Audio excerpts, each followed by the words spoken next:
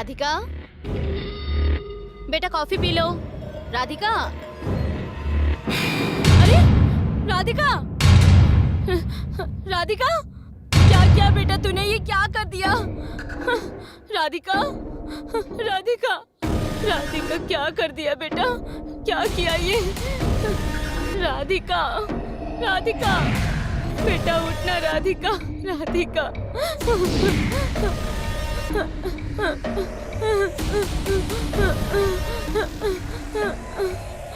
Hello, hello doctor साहब। Doctor साहब, मेरी बहू ने हाथ की नस काट ली है, प्लीज जल्दी आ जाइए। जल्दी आइए डॉक्टर साहब।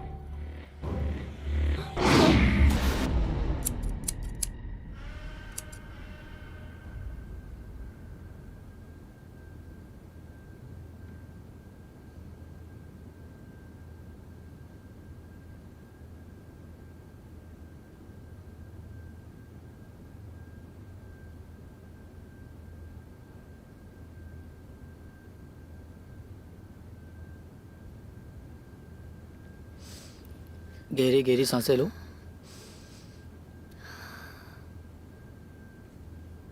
हार्ट बीट तो नॉर्मल चल रही है। सुमित्रा जी, मैं दवाइयाँ देता हूँ, इन्हें टाइम टाइम पे देते रहिए। कोई घबराने वाली बात तो नहीं है डॉक्टर साहब? नहीं, घबराने वाली कोई बात नहीं है, लेकिन माफ़ कीजिएगा, मुझे पुलिस को इन्फॉर्म करना पड़ा। पुलिस? जी, क्योंकि ये सुसाइड अटेम्प्ट का केस है और मुझे पुलिस को इन्फॉर्म करना मेरा फ़र्ज़ बनता है। और अगर किसी भी तरीके की कोई परेशानी हो तो मुझे कॉल कर दीजिए। जी डॉक्टर साहब।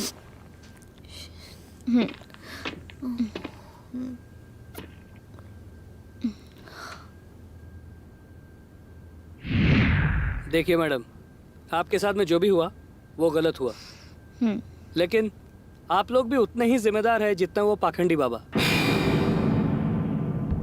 मतलब मेडिकल साइंस के जमाने में आज भी आप लोग ये पाखंडी बाबाओं के चक्कर में पड़े हैं। समझ है कि नहीं आप लोगों को? और ये जो ढोंगी बाबा लोग हैं, इन लोगों ने इतने लोगों की जिंदगी बर्बाद कर रखी है कि पूछो मत। और उनके खिलाफ कोई सबूत और गवाह भी नहीं मिल रहा है, और अगर मिले तो वो लोग बाद में मुकर जाते हैं। इस वजह से वो लोग हमेशा हाथ से छूट जाते हैं। और आप लोगों की जिम्मेदारी ये नहीं बनती कि पुलिस को इन्फॉर्म करे? ये क्या हाथ काटना, सुसाइड अटेम्प्ट करना, what is this all about? Sir वो हम लोग डर गए थे। सॉरी सर, अब से ऐसा नहीं होगा। खैर, जो भी हुआ वो गलत हुआ, और मैं ट्राई करूंगा कि आप लोगों को इंसाफ जरूर मिले और वो पाखंडी बाबा को जेल के सलाखों के पीछे मैं भेज सकूं। लेकिन आप लोगों को भी मेरे साथ कोऑपरेट करना पड़ेगा। सर मेरी तरफ से पूरा कॉपरेट है, आप इस बात के लिए बेफिक्र रहें। गुड। तो एक काम कीजिए, स्टार्ट टू एंड जो भी कुछ हुआ है पूरे डिटेल में बताइए। पारुल, रिकॉर्डर ऑन करो।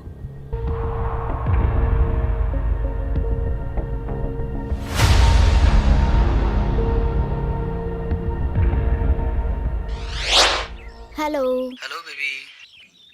हाय कमल जी, कैसे हैं आप? मैं अच्छा हूँ, तुम कैसी हो? अब मैं कैसी हो सकती हूँ आपके बिना? आपको पता है, आपके बिना मेरा बिल्कुल भी मन नहीं लगता है। और एक एक दिन करके कितने दिन बीत गए और आपको मेरे से मिलने का मन ही नहीं करता है। एक बात बताइए, कोई अपनी पत्नी से इतना दूर रहता है क्या? अरे हाँ बाबा, आऊँगा, बहुत जल्दी आने वाला हूँ मैं। पता है कमल जी, मैं आपको कितना मिस कर रही हूँ। कितने दिन हो गए हमें मिले हुए। ओहो, मैंने सोचा था कि मैं तुम्हें सरप्राइज दूंगा, लेकिन तुम्हारा मूड देखकर मुझे बताना पड़ रहा है। मैं परसों आ रहा हूँ। क्या आप सच में परसों आ रहे हो? हाँ बाबा, टिकट भी हो चुका है। अच्छा रुको, मैं माँ से बात कराती हूँ, ठीक है?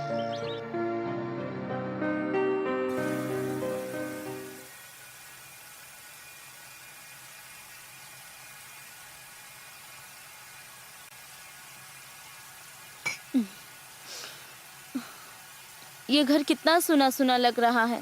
कमल अपने काम से बाहर चला जाता है और तू अपने काम में बिजी रहती है, और मैं अकेले अकेले बोर हो जाती हूँ। शादी को 6 साल हो गए, तू तो हमें बच्चा देने से रही। अब तो डॉक्टरों ने भी जवाब दे दिया है। लगता है अब मुझे कमल की दूसरी शादी करवानी पड़ेगी।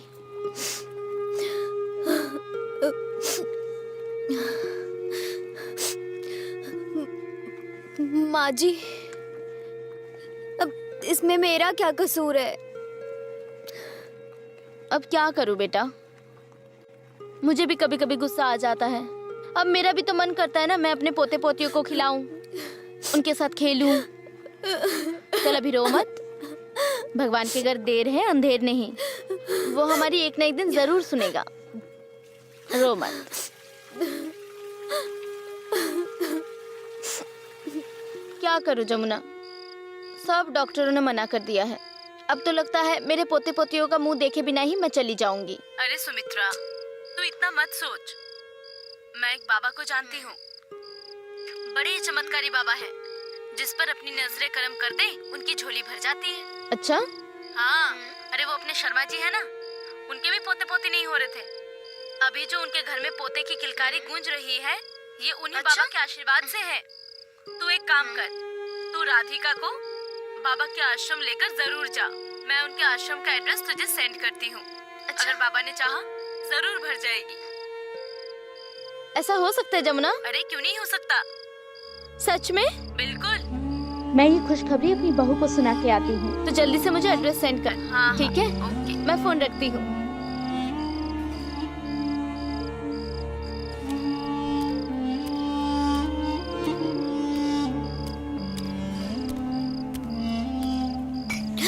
एक खुशखबरी है, अभी जमुना का कॉल आया था। अच्छा, बोल रही थी कोई चमत्कारी बाबा है, उनकी कृपा से पोते पोतिया और बच्चे होते हैं। वो शर्मा जी नहीं है, उनके घर में उनके बेटे नहीं हो रहे थे, बच्चे नहीं हो रहे थे, तो उनके आशीर्वाद से उनके घर में बेटा हुआ है। एक डॉक्टरों ने तो सबने मना कर दिया है, तो हम भी एक बार उनके पास चलते हैं ना, शायद उनके आशीर्वाद से तेरी गोद भर जाए।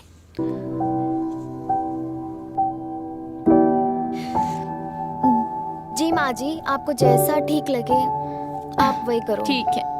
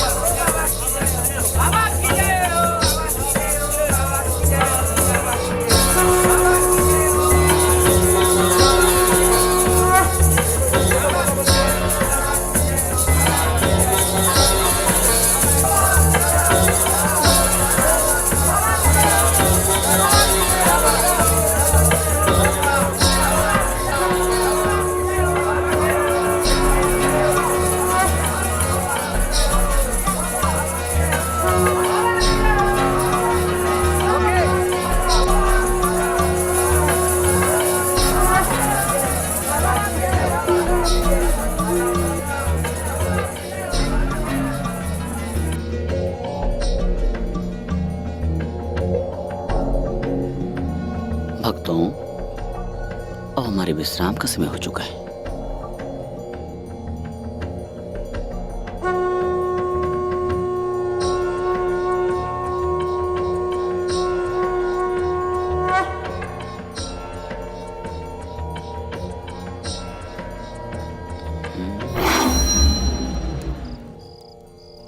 ये मेरी बहू राधिका है।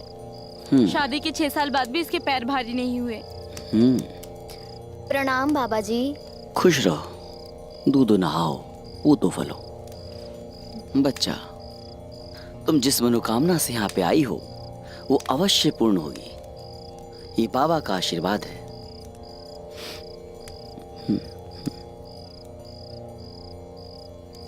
क्या नाम है आपका? जी राधिका। आपके पति साथ नहीं आए? जी नहीं, वो तो बाहर गए हैं, लेकिन परसों आ जाएंगे।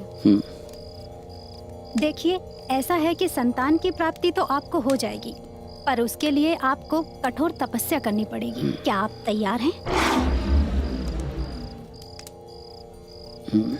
जी ठीक है।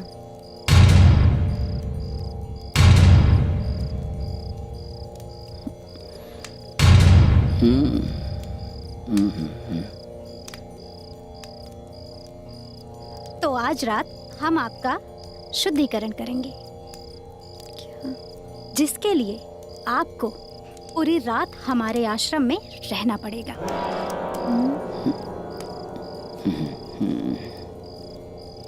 और यहाँ से जाने के बाद आपको 2 दिन के अंदर आपको अपने पति के साथ संभोग करना पड़ेगा।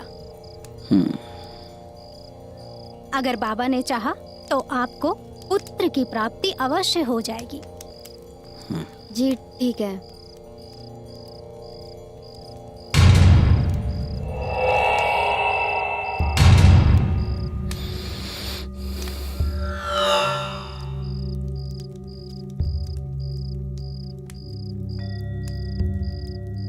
तो आइए मैं आपको नियम बता देती हूँ। जी।